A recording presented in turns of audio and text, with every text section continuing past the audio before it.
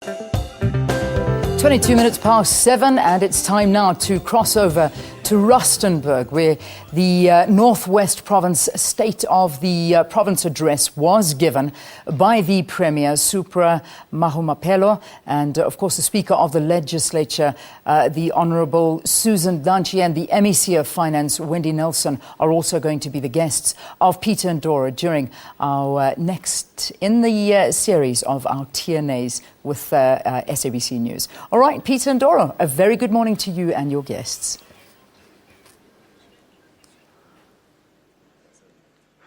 Right, a very warm welcome. We're in Rustenburg today at the Civic Centre, and this is the venue for the latest in the series of New Age business briefings brought to you by the SABC, and today very kindly sponsored by JIC Mining.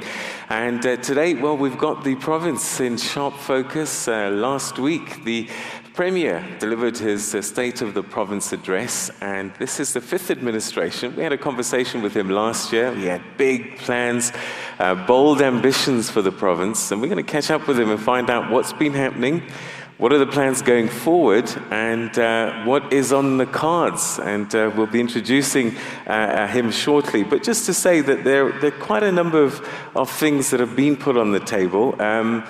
Some of the highlights that have come through that have been sort of filtering through is that the hopes are that the province will have an economic growth rate of about 6% by 2019, which is a huge jump given where we're sitting around about 2.3 to 3% at the moment.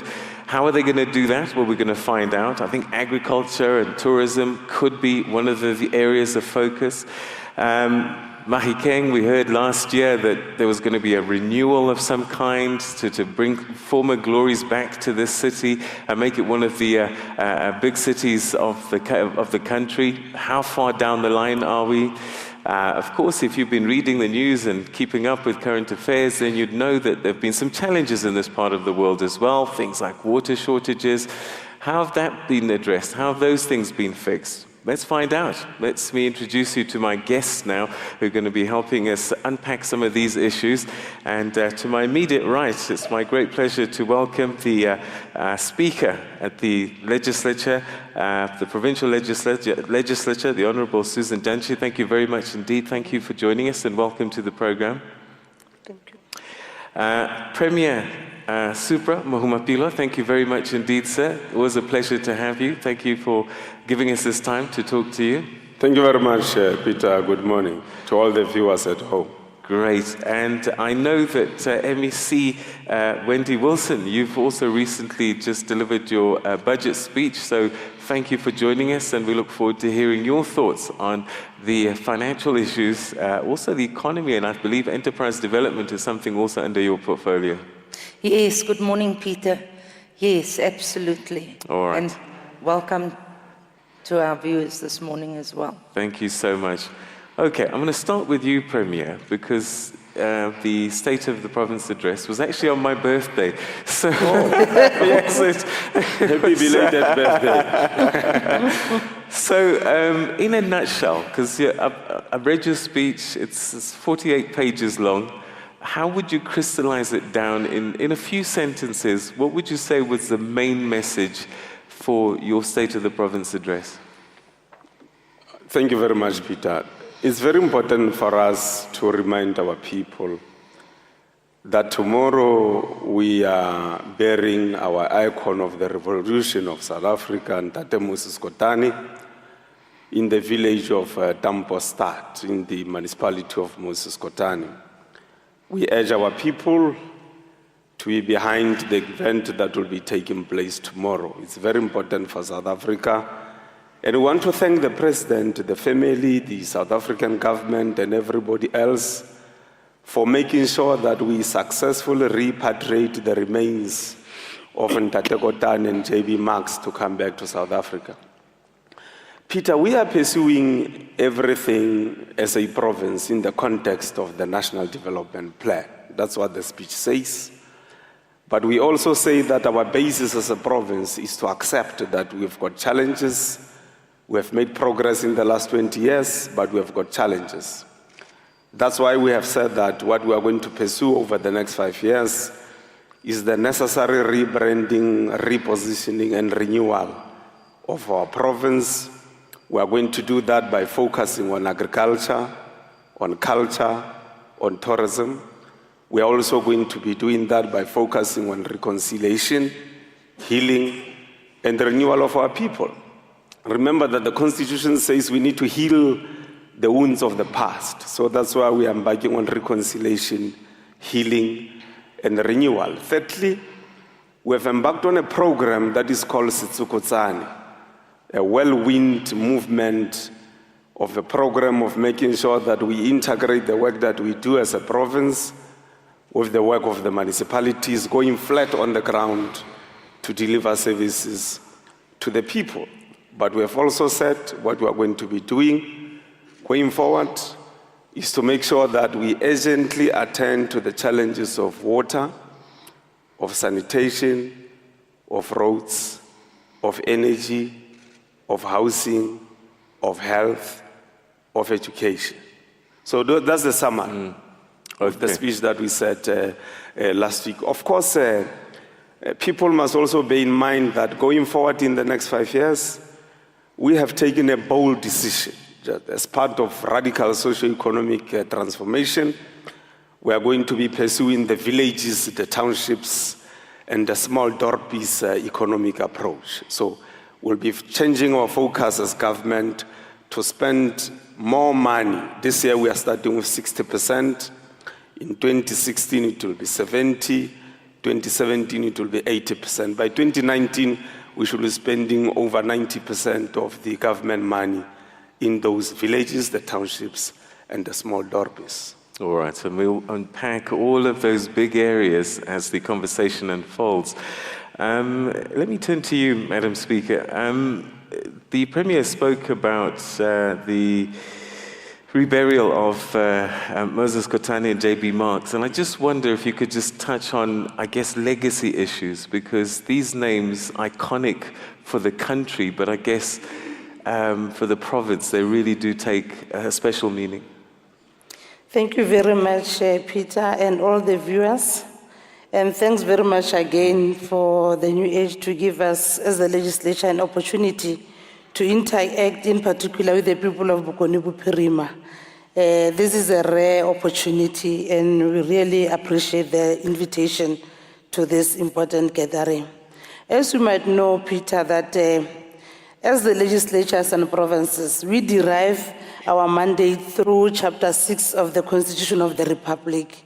And our focus as the legislature, key to that is lawmaking, public participation, and holding the executive accountable. And in regard to the pronouncement as made by the Premier, in regard to Malome Moses Kotane and Malome J.B. Marks, it becomes the key responsibility of the legislature to make sure that through legislature, proper systems, all proper processes are followed. Because as the legislature, we believe that Malome Moses Kotane and J.B. Marks, their values are best expressed in the Freedom Charter.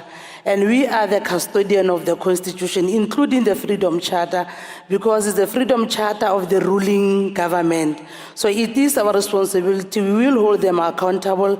Our values as the Northwest Provincial Legislature currently, as we have reviewed our strategic plan, it speaks to the Freedom Charter and what they believe in. They will be held accountable in all their pronouncements. Thank you, Peter. All right, okay. We'll chat a little bit as well about the running of the legislature as well, because there are new players and lots of excitement in legislature these days, isn't there? So we'll chat a little bit about that shortly. MEC, you are the holder of the pocket. So let's chat a little bit about the highlights of your budget. What are the big issues for you in I guess, as Minister Praveen has been talking about, all of us have to tighten our belts going forward. Absolutely, Peter. I think what we have to acknowledge is that we're working in a very tight fiscal framework. And I think we are all aware that there's been a downward move in the budget, in our allocations, but this should never be a deterrent for us to achieve our objectives. I think the message that we have to send out there is that we have to use the resources that we have in a very effective and efficient manner. We need to ensure that we get the best value for what we have. Yes, we're going to be looking at various options. We need to ensure that we need to grow our own revenue. We need to tighten the purse. We need to bring in very stringent cost containment measures, and we have alluded to some of these. So those are the issues. I think one of the important things that we need to say is that our budget is geared to the new priorities, the strategic priorities that we have, which is agriculture and culture and tourism. Those are the areas, the pillars that we are looking at to grow our economy correctly. We have set a target, the Premier has set a target of 6% by 2019, and we need to work towards that. And we're really saying that we need to change direction, and we need to look at agriculture, culture and tourism to achieve that 6%. We're saying the other industries, mining is still important, but it's not the critical, it's not the priority. It's a secondary industry in our province. All right, well, so agriculture, culture and tourism, Premier, it's one thing to want to, and another to actually get it done. What are the things that you're going to do specifically to take us to the 6%? Starting with the tourism sector, we've taken a decision as a province that we are going to establish 4 cities across the province. And one of the immediate cities we want to establish, it is the Bojanala Ecotourism City. That city is almost in existence. What we are going to do is to take the hotels that are there, your Sun City, Lost City, Kwamaritana, Bakubung, Bakhatla, Ivory, and include Molatedi in them, and make it one marketable global project. We think that that will be a city with unique characteristics, and we think that if we leverage on the advantages that are going to emerge from this type of a city that we are going to establish, we will go far. Secondly, we are launching a week from now. You remember last year we were talking about June. We are launching a week from now flights from Johannesburg to Pilanesberg, and in May we'll be introducing Mahikeng. We are upgrading the Mahikeng airport to the tune of 40 million currently. At Pilanesberg airport we are spending about 30 million rand to get it to the right level. So we think that by making sure that we attend to those particular things, the transport network, making sure that we engage the general tourism sector, it will take us far. The villages, the townships, and the small Dorpies economies, we are going as government to deliberately spend our money in the villages, the townships, and the small Dorpies. As I said, we are starting with 60%. Meetings by government, workshops, seminars, accommodation, through the Northwest Development Corporation, and so on. We think we can reposition our villages and townships and the small Dorpies such that we've got the necessary infrastructure. So we need to help them with the lodges and so on in the rural areas. But the other thing we need to attend to generally is transport network. So working together with the National Department, we have agreed on introducing the train services from Mahikeng to Johannesburg as part of also promoting tourism in our province. We have also agreed that we are going to engage the guest houses, people generally who are in the service sector, to make sure that they are partners in making sure that we push tourism to the desired levels. We are also going to be engaging those who are involved in transporting our people all over the traveling agencies. In the province, there were issues about traveling agency in the province, monopoly this, monopoly that, and so on. Last year, we have attended to that particular matter.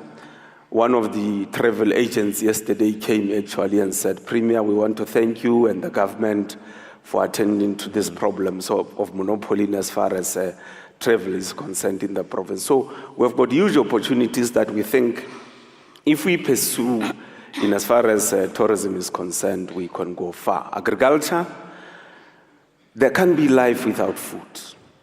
It means we have a huge market out there, not only in the province, in South Africa, in Africa, the entire globe. Our approach is that we are going to develop the best technology necessary for us to grow the agricultural sector. Remember, we are over 70% rural as a province. So that's why we have prioritized agriculture. We know now that we need about 15 billion rand to get agriculture to the level where we want it. We have already started discussions. I'm going to pause for thought because this is actually quite an important point, and I'd like us to get a full answer, but I just need to take a quick commercial break when we come back, because I want to know who's going to do the farming, because I would think that you're going to have to develop new farmers, new commercial farmers, to make sure these ambitions get realized. But we'll do that straight after this. Stay with us.